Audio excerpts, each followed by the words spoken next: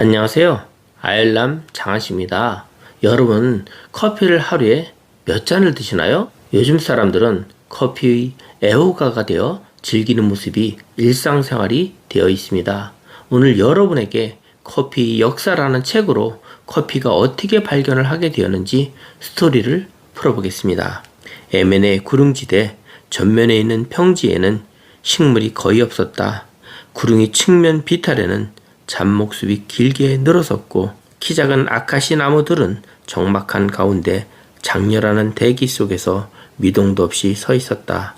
넓은 쿠션 모양의 금색, 갈색 금잔화는 마치 말 한 장처럼 산등성이를 두르고 있었다. 알로에는 씁쓸한 향기를, 대추야자는 달콤한 향기를 내뿜고 있었다. 이들 위쪽으로는 녹슨 쇠 빛깔의 높은 산으로 예전에 한때 불덩이가 흘러나왔던 무시무시한 죄벨 자보어 산이 건너다 보였다. 그곳에는 아무것도 자라지 않았다.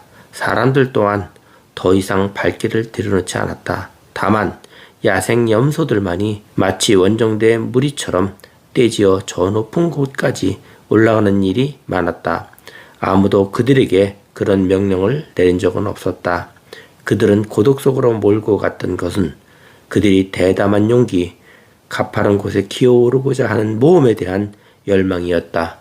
그럼에도 불구하고 염소 대부분은 구릉들 사이에 정착했다. 그것을 빠져나와 그 어떤 개나 사람도 쫓아올 수 없는 곳으로 도망치는 것쯤이야 아주 쉬운 일이었을 법한데도 말이다.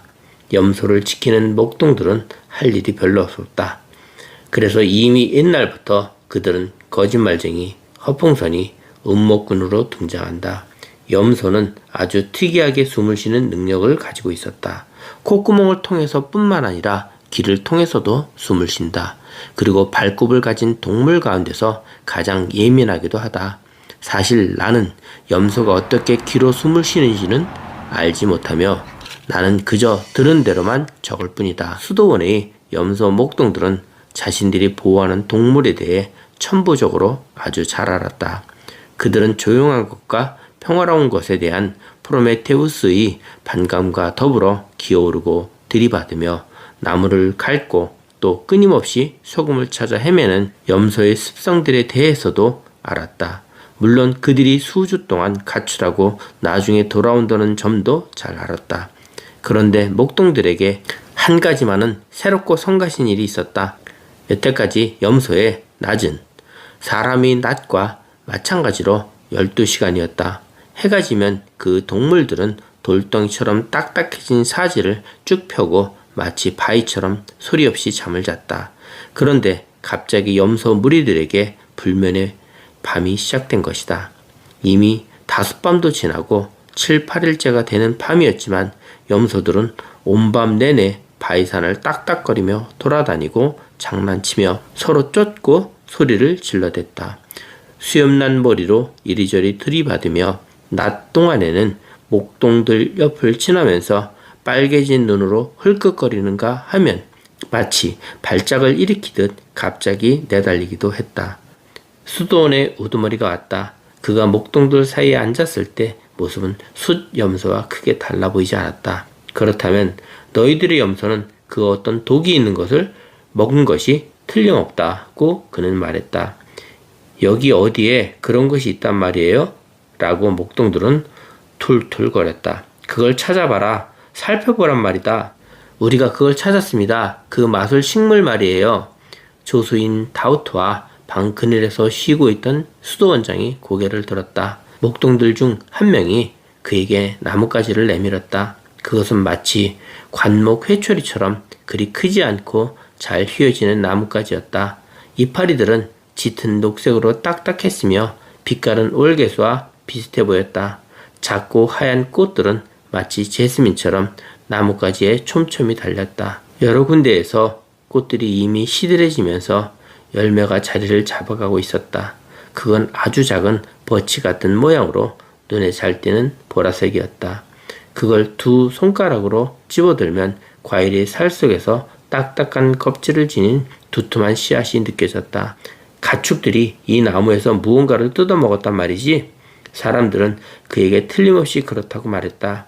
이 눈에 띄지 않았던 나무 군락들이 갑자기 훼손되었다는 것이다. 수도원장과 그 제자 다우트는 목동들이 안내를 받으며 3시간 이상이 기어오르고 돌 무더기와 매끄러운 바위 위를 지나고 금자나 용솔란이 있는 관목숲을 지나 작은 언덕에 도착했다. 그것은 습기가 많고 무더운 분지에서 자라고 있었다. 이게 무슨 종류의 나무란 말이냐? 키는 2m에서 4m였으며 나무의 특징을 가지고 있다기보다는 울창한 관목숲과 비슷했다. 이전에는 아무도 그걸 본 적이 없었다. 나무니까 꽃봉오리의 특별한 작용이 무엇인지 시험해보고자 했던 수도원장은 그 2가지를 입에 넣었다가 금방 다시 뱉어냈다. 그건 쓰지도 달지도 않았고 기름기가 많거나 짠맛도 내지 않았다. 즉 아무런 맛도 없었다. 냄새 또한 별 특징적인 것이 없었다. 그때 그들이 기르는 식물과 좋아하는 나무들 그리고 가축들을 가지고 왔어. 그러니 내 생각에 그건 아마도 그런 카파나무가 아닐까 싶다. 만일 이 나무가 요술나무라면 우리가 이에 대한 얘기를 들었겠지요. 이건 다른 나무들과 마찬가지로 나무일 뿐이잖아요.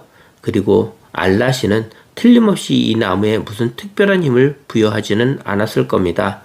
염소지기 목동들이 아마도 우리를 속인 걸 거예요. 그들은 원래 대단한 거짓말쟁이들인데다가 허풍쟁이들이기도 하잖아요. 그들이 심술궂은 아기로 염소의 털 속에 뾰족한 침을 가진 하늘가재나 독이 있는 진드기를 박아놓은 건 아닌지 누가 알겠어요? 그들은 신이 잠이 오지 않게 하는 식물을 만들었다고 우리가 믿게끔 만들고 지금 그런 우리를 조롱하고 비웃고 있을 겁니다. 수도원장 역시도 그 나무가 본질적으로 무슨 나무인지 목동들이 그를 바보로 만든 건 아닌지 하는 생각들이 그의 영혼을 뒤흔들었다.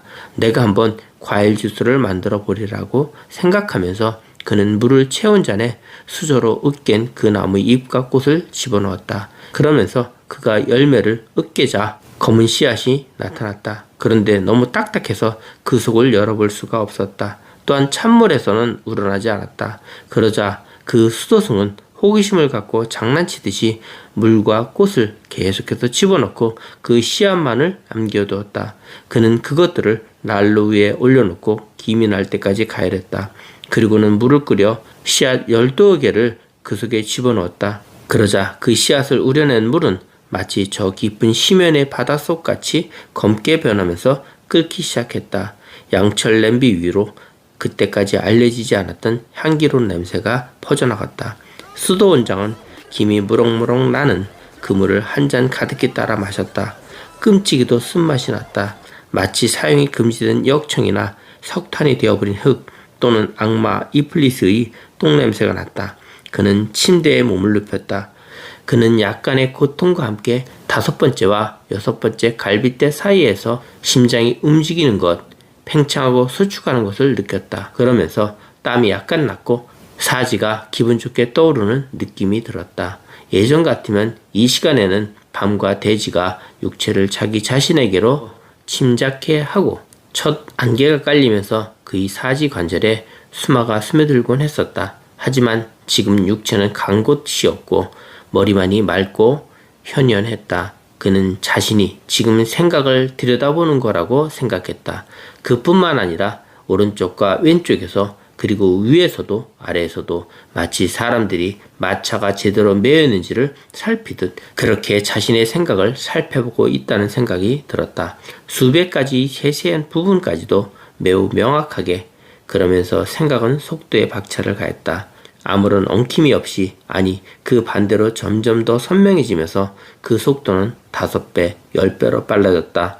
평소 같으면 한 가지 생각에 몰두했던 시간인데 지금 수도원장은 12가지 생각들 모두를 선명하고 깔끔하게 구분해서 아무런 어려움도 없이 동시에 생각할 수 있었다. 이 마음은 이렇게 약간씩 땀을 흘리며 기운차게 고양된 상태로 숨을 쉬며 누워 있었다. 한밤중 이쉐라고 부르는 기도 시간이 되었을 때 그는 온 집안을 돌아다니며 수도사들을 깨웠다. 그들은 반쯤 취한 사람들처럼 천막에 모여 앉아 하품을 했다. 잠기운이 그들의 목구멍과 허파로부터 하품을 하며 나와서는 그들의 사지를 때려 눕혔다. 피곤에 절어 마지못해 하는 목소리로 그들은 예언자의 명령대로 한밤중에 알라신을 부르기 시작했다. 수도원장은 그들이 혀와 입술을 검은 빛깔의 쓴맛이 나는 음료로 적셔 주었다. 맛은 없지만 향기로운 냄새가 났다. 이 음료에는 깨어 있고자 하는 의지가 담겨 있었다. 이걸 마시는 사람은 자신이 방금 전에 잠자고 있었다는 사실을 잊고 있었다. 또 무릎 관절에 달라붙어 있는 피곤함과 사람이 두 팔에 어깨를 당기고 있는 무게감도 땅이 잡아당기는 중력도 더 이상 느끼지 못하게 되었다. 수도원장과 수도사들은 기도해야 하는 밤이면 밤마다 그렇게 커피나무에서 나온 것들을 우려내는 음료를 마셨다. 그들은 감사하는 마음으로 그 묘약 중에 이중적 의미가 담긴 이름을 붙였다. 카파 지방에서 유래된 것이라고 부를 뿐 아니라 카파, 즉 흥분하는 것, 높이 솟아오르는 것, 날아가는 재주를 가진 것이라고 부르면서 중력을 속이며 날개 달린 마차로 하늘을 날았던 페르시아의 위대한 왕 카부스 카이를 염두에 두었다.